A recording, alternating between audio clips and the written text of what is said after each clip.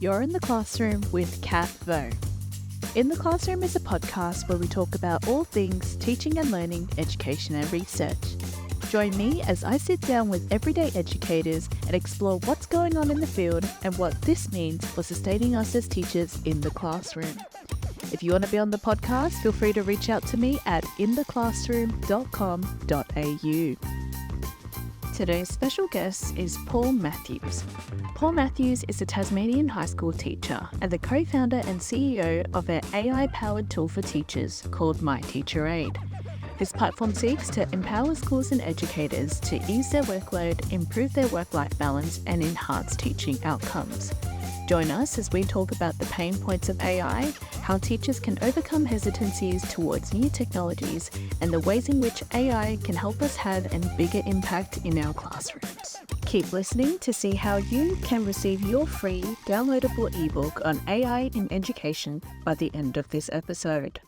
Alrighty, everybody. So we're in the classroom today with Paul Matthews. So a big warm welcome to you, Paul. How are you going today? Thanks. Good to be here. Yeah, I'm doing well. I've had a day in the classroom with my learners, so I'm happy. I'm a little tired, but boy, am I excited to be on the podcast with you. Oh, that's awesome. So I always start my podcast with a story about how I met the guest. And unfortunately, I actually haven't met you yet. That's true.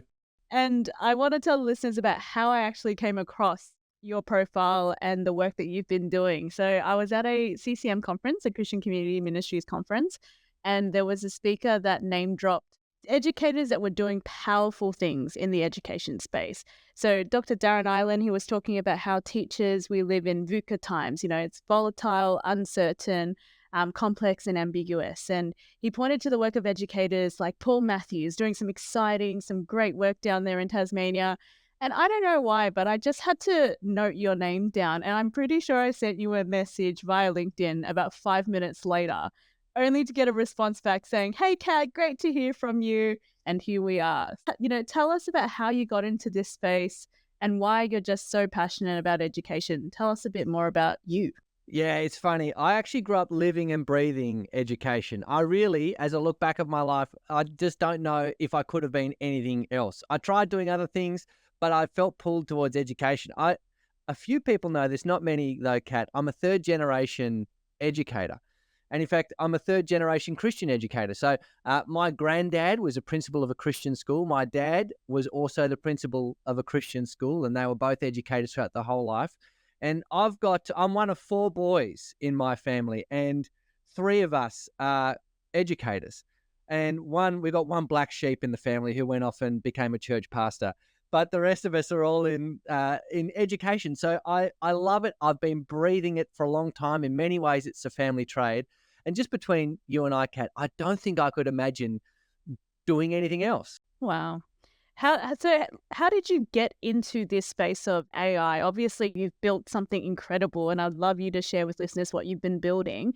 But how has this generation of technology changed for you in terms of, you went to school, experienced technology very differently, and then you became a teacher, and I'm sure tech has changed, and now we're living in Generation AI. So what has that whole transition for you been like for you to realize that, hey, we need to build something here for teachers? What was that like for you? Yeah, that's a good question, because in many ways it's just we're changing at such a rapid rate. And that's what, as you were saying, Darren Island was talking about. He's like a real leader in that space, just talking about the rapid rate of change, just the pace. It's eye-watering, isn't it? And things are happening that we thought would be maybe decades off, and it's like every week we're just compressing decades worth of innovation into a very short period of time. I saw today even some stuff floating around on LinkedIn and Twitter, some of the most eye-wateringly realistic AI-generated video I've ever seen in my life. But of course, things have been changing right before we hit AI as well. So we're talking things like social media. We're talking about personal devices. We're talking about every kid in the classroom having a laptop. I went through high school where we had a computer lab. So we were lucky enough to have a couple of class periods a week in the computer lab. So I grew up using computers. I sort of graduated from college in 2009. So that will give you a bit of an idea of how old I am. But of course, the rate of change has just been exponential since then. And yeah, I've built a software for teachers. It's called My TeacherAide. And the big idea is that we want to help teachers do three things. And that's to save time, be more creative, and have a bigger impact in the classroom. And it was born out of not, believe it or not, Kat, not my love for technology. So I've actually sort of been dragged kicking and screaming through much of this technological change. I'm not a tech head. I don't have the newest watch or the latest phone or a smart fridge or anything like that. It was born not out of my love for tech, but out of my love for education. I just love teachers. I love students. And I sit in my staff room and I see educators burn out around me. I see students have a hard time not getting the tailored, personalized learning they need. And I just thought, man, I actually think AI could make a dent in this. And so that's why we went full steam ahead. Me and my best friend, Jacob, who we were sharing a staff room at the time. We share a lot of our lives together, and now we share this venture together as well. So that's the big idea. It's not, and I would encourage anyone when thinking about AI, I'd encourage them the same thing, Kat. It's not the tech that's exciting, it's the impact. And I really think that the impact could be tremendous on our tired teachers and our struggling students. That's huge, Paul. I mean, even just that understanding of that it's about the impact, not about the technology. I think that thinking or that framework just changes how teachers should be thinking about AI in the classroom and in schools. And particularly given the initial attitude towards AI was to ban it, essentially, no chat GPT, we're not using it at schools, we're banning it from students, banning it from teachers, when actually it can be a resource that is incredibly valuable. I think, what would you say for teachers that might be reluctant or feel some kind of hesitancy when it comes to using AI? That's a really good question, because that's actually, there's a sizable minority, I would say, of teachers who are quite hesitant.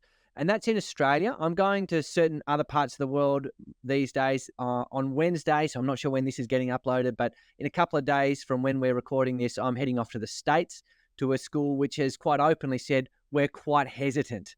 Our our teacher body is quite hesitant and quite antagonistic. In most of the Australian schools I've dealt with, there's a real mix. And really, it's like a normally distributed curve. Most people are in the middle. They're not afraid of it. They're not running around lighting their hair on fire, but they're also not seeing much of the possibility there either. So for the people who are hesitant, and there are, as I've said, plenty of those around, this is what I say. I say, why do we make any decision as educators? Why do we do anything? Why do we adopt any tech or any pedagogical strategy? Why do we do anything at all? Well, it's for our learners, isn't it? It's for our learners. That's what we're there to do. We're there to teach. We're there to help our learners learn. And so I would ask teachers to weigh and measure artificial intelligence based on the impact for their learners, because I think we can actually use AI to put our students in a more tailored, personalized, feedback-rich environment than ever before. And what's not to love? Every educator, I think, gets excited about that. Every educator should. And so that's what I'd say. I'd say, look, there's huge benefit in there. And yes, you may be tech hesitant, but I don't think you're benefit hesitant. So why don't we think about the benefits we can bring to our learners, and that'll get us set off on the right foot. Because I don't like tech. I'm not an early adopter. That's the wrong place. We start with our learners, and that'll get us off on the right foot. Yeah, that's powerful. When you talk about the pain points of AI, what would you say those pain points are? So I think a lot of teachers, when they look at artificial intelligence, they see the culmination of a process that they haven't been very excited with the whole time. There many teachers out there, Kat, and I see it in my school, I see it in other schools, and it's not a bad thing, but they're still walking around with their physical teacher chronicle. You know, that they've written all their lessons in by hand, painstakingly. And if they lose that chronicle, it's game over. And if a student flogs it, it's the end of the world. You know, that's the level of technology some teachers are comfortable with. And in many ways, I feel a little bit sorry for them, because there are many, many periods in history where you'd teach for 50 years and the tech would be virtually the same. Like, that's probably more the rule than the exception, right? We're living in the exception. And so a lot of teachers are going, I'm just sick of it. I want to get on with the business of teaching and learning. I'm sick of trying to adapt to new tech. I mean, I don't even necessarily want to leverage new tech, but I'm really sick of playing defense against tech that's sort of trying to weasel its way in and undermine the very processes that I've been honing and refining, and the assessments that I've been running for decades now. So I think there's a lot of frustration there. Interestingly enough, you can try and come at that frustration at a philosophical level. You can come at a pedagogical level, but I find the simplest thing I can do to teachers who are currently in the classroom, because we know, and are you still in the classroom, Kat? Yep, definitely. Because one of the things that we know now in the post-pandemic classroom is that the reading gap in our classrooms is wild. It's huge, because in the 6 months or 8 months of distance learning that happened during the pandemic, some students went to the moon, they did everything and they did everything well, and other students just sat there and flapped in the breeze and played Roblox for like 8 months and didn't learn anything. And so what does that mean? It just means there's a massive gap in where some of our learners are compared to the others. And a really simple move that I use to wake educators up to the possibilities is just text differentiation. It's actually one of the simplest things AI can do, but if it was all it could do, it would still be a game changer. It's literally just taking a reading at a grade 9 level. Say I'm a grade 9 history teacher, you bump it down to a grade 7 level, you bump it down to a grade 5 level, then you reduce it to dot points so the kid who really struggles can read it still. And you've got 4 different levels of one text, and it took you 60 seconds, not 2 evenings in a row. Like, that's a game changer. It hasn't cost me my evenings, weekends, and holidays, and it's brought every learner in on the learning. That's the sort of thing that makes just about every educator who sees it light up to the possibilities of actually meeting our students' needs with AI. Exactly. And I think there's just so much red tape at the moment in terms of adjustments and having to note that down for the National Collection of Evidence. And we as teachers have the right that we do all these things, but to the extent or degree that we can actually do them is very difficult. I mean, we know teachers are overloaded, they work so hard, but it's so difficult to find the time to do that. So to have AI do something like text differentiation is huge, especially for students that may be in your mainstream classes but on a modified curriculum. So you were talking about text differentiation being one point of how you use AI. What are some other ways in which you use that in your classrooms as well? That's a good question. And look, this is where I'll give you my paradigm. And if you go to my profile on LinkedIn, Kat knows I probably spend a bit too much time on LinkedIn. I absolutely love it there. I think it's one of the greatest places you can meet and learn from other high quality educators, meet great people like Kat and things like that. Like, I love LinkedIn. I think every teacher should write on LinkedIn. Maybe that's a discussion for another day. However, yeah, if you go to my LinkedIn page, you'll be able to see my TEDx talk. I recently spoke at TEDx Hobart, and I gave my big overarching paradigm for how we should use AI, because there's a lot of people who think we should use the new technology to do new things. So they want to get AI Plato or Shakespeare or King David from the Bible. And they want to take students with virtual reality goggles into the metaverse and watch a movie with blockchain movie tickets and all this sort of stuff. They want to use this new tech to do new things, and that's completely not what I'm about.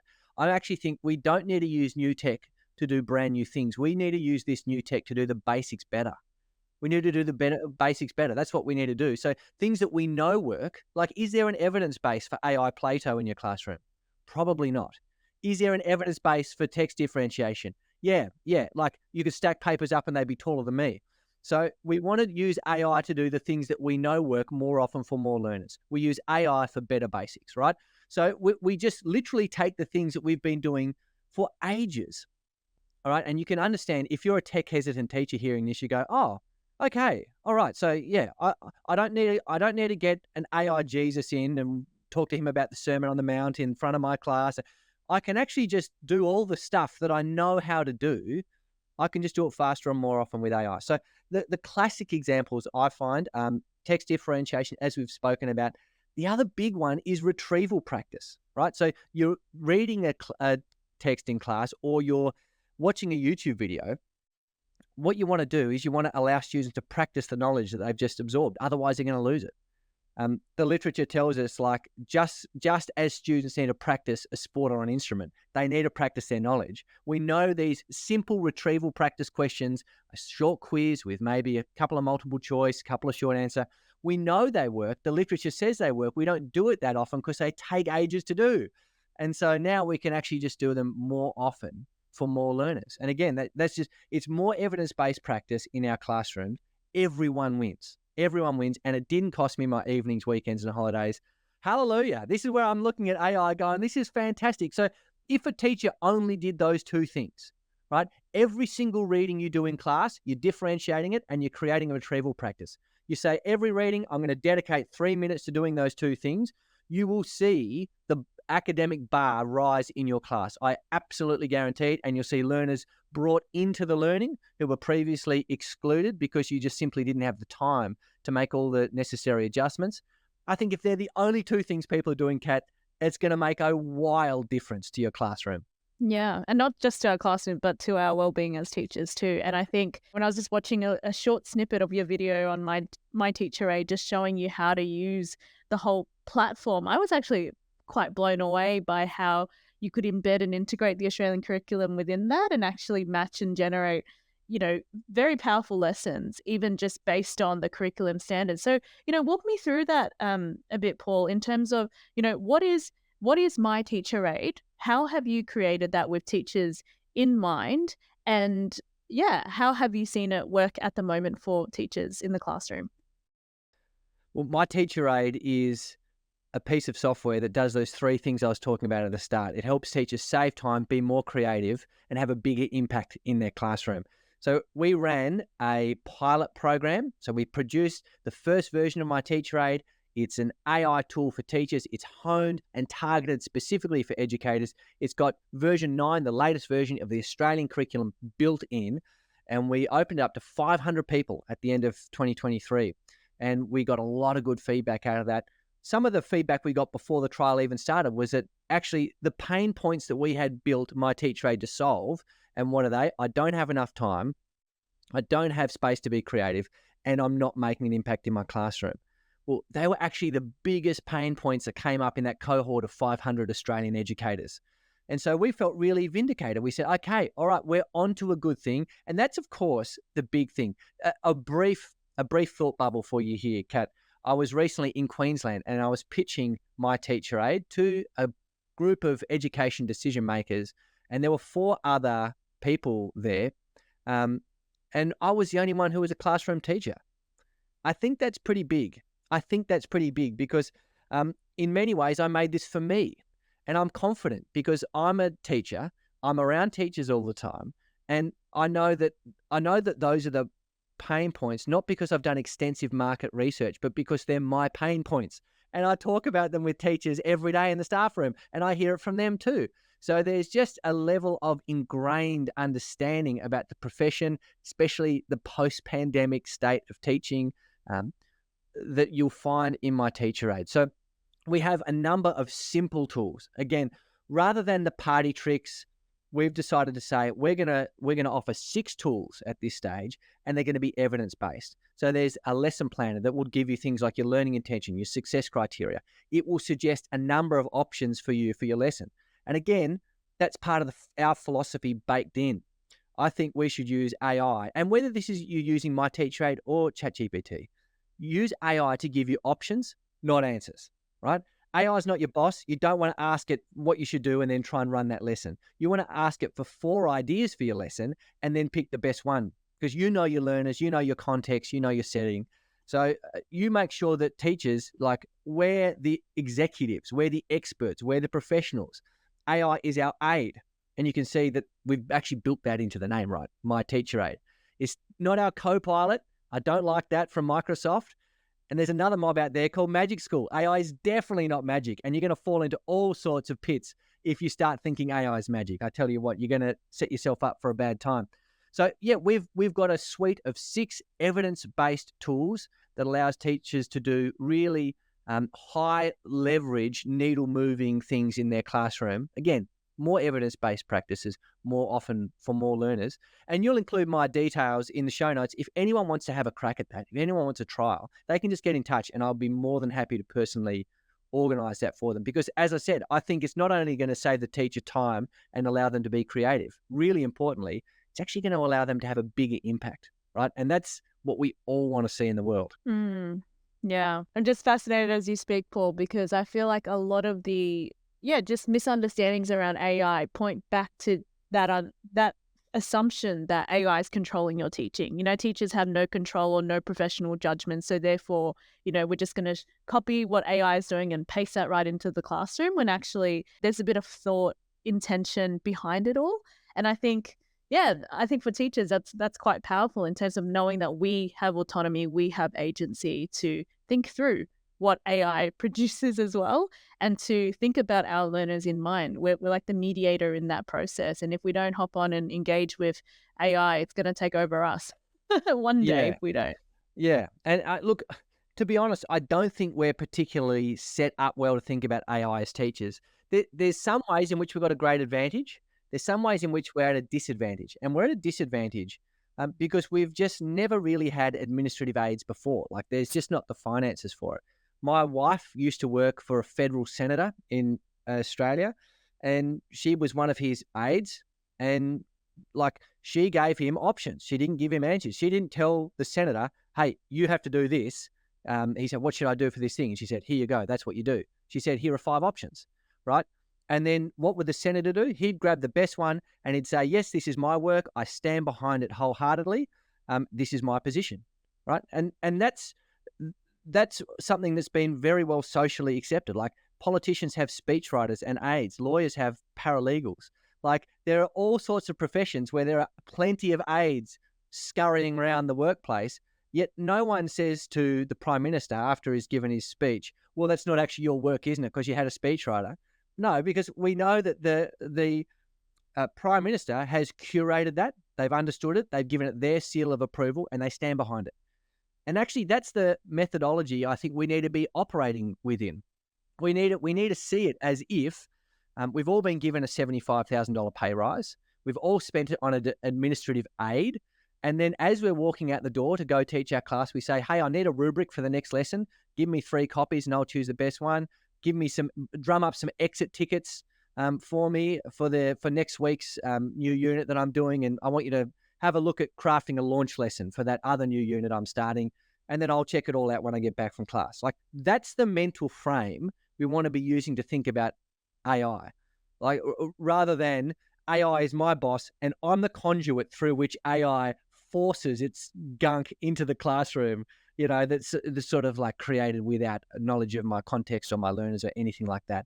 So if we can genuinely think about AI as an aid and get ourselves in that headspace, I think it really, all the assumptions that come from that particular framework will set us up well to use AI wisely.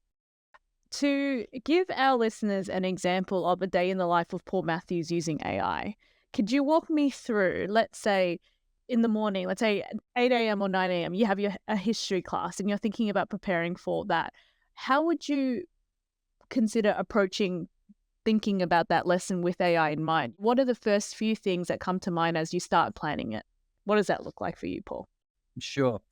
So what sits above my philosophy of artificial intelligence, I guess, is my broader pedagogical philosophy and even just worldview up above that.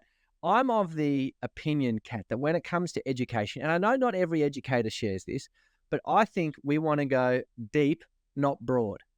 So that's just part of my pedagogical philosophy. I would rather students leave my class knowing 1 or 2 things really well than sort of being a bit half-baked and knowing 17 different things, sort of, And so that's part of my pedagogical approach and my broader worldview is I want to go deep, not broad.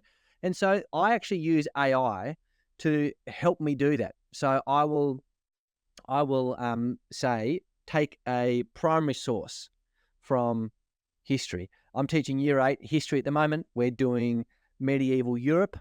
There's a particular part of the Australian curriculum where you look at Christianity in medieval Europe. And so I'm getting the rule of Saint Benedict, which was just like a code that these medieval monks were following. And I've printed out a chapter of that.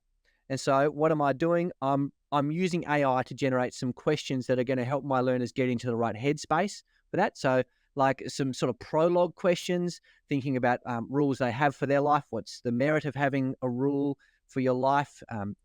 Is it worth living by a particular set of things, or all that sort of stuff? So I'm building up to that source. I'm then getting the source and I'm differentiating the source multiple times. Again, AI is really helpful for that. After that, I've got comprehension questions, which are layered towards different segments of my class and different intelligence levels. And so rather than having a generic 4-question sort of exegesis, what do you think about that?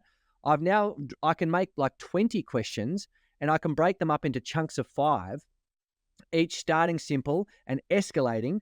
But of course, for my high flyers, the easy questions are going to be much harder than the hard questions for the people who need a lot of help in my class. Do you know what I mean? So it's all tailored, it's all individualized and personalized to the different cohorts in my class and their relative intelligence levels.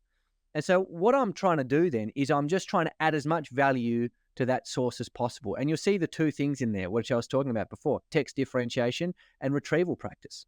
They're in there. And then the creativity piece, what I want to do is, rather than spending my 20 minutes of lesson planning for that lesson, drawing up a rough first draft of 4 questions I might ask, in 3 or 4 minutes, I could have 80 questions on my screen.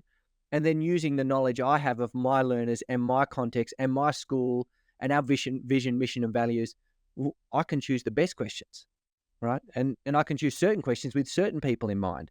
And so I'm actually having the opportunity not just to create a rough first draft, but to curate and to choose the best and really skim the cream off the top there. So something like that. And what I'm doing is, because I can create an excellent lesson like that and create it relatively quickly, I'm then actually entering into the classroom in the state of mind to engage with people on a deep relational level, and to be able to be sensitive to the different worldviews and understandings in the classroom. So I'm all that to say, I haven't flogged myself staying up late trying to create this great lesson. So I walk in and, I've got a $100 lesson and a $2 personality. And I'm just grouchy and crabby and feeling gross, and yes, stuff you guys if you don't like, So there's that element as well. Because I could create a great lesson quite quickly, I actually arriving a better species of person than I otherwise would have if I'd tried really hard and pedaled as fast as I could and stayed up late all night making this excellent lesson. I can see you use AI in so many different ways, and you've given so many helpful suggestions about thinking through a lesson for differentiation, for assessment and rubrics. But what about student feedback? Have you seen AI play a role in student feedback or marking? What's that been like? This is another classic example, I think, of where our broader pedagogical philosophy or worldview will impact the decisions we're making with artificial intelligence. So one of the things I say quite often is that AI is there to help us cut through the busy work and get to the gold. And for me, student feedback is not busy work. It's actually the gold.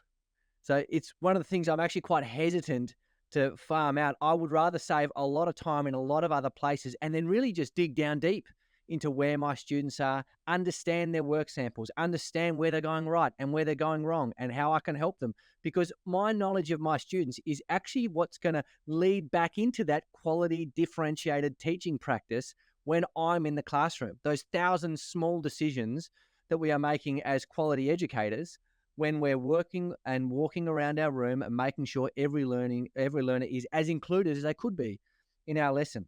So having said that, I don't want to outsource marking or feedback or assessment. One of the things that I do like to do, however, is once I've immersed myself in that student work sample and I understand it and I have a better knowledge and a richer understanding of my learners, well, what I might do then is just tap out some pretty quick staccato dot points. Introduction wasn't logically coherent, or word choice needs work, or sentence structure was all over the place, or whatever, anything like that. All the feedback, I might just do dot points, and I'll set up a prompt where it says effectively, thank the student for their work, give them this feedback, expand it into sentences in a polite but concise tone, right? So what I'm saying is those like very short, sharp dot points, and the student then is getting that same feedback. So the content is the same, except it's just, I guess, easier to consume for them. It's in full sentences, it's chunked into sort of small paragraphs, and it's easily readable. So it's just a little more user-friendly than those short, sharp dot points. And that, for me, that works really well because everyone wins. I'm still learning more about my students, but they're getting some feedback that they can easily read and understand quite well. So that's how I incorporate AI into assessment. I'd be very, very hesitant to outsource any form of assessment, but I think there are ways that we can go about providing the opinions that we've gained through reading and understanding their work, providing those really well to our students using AI.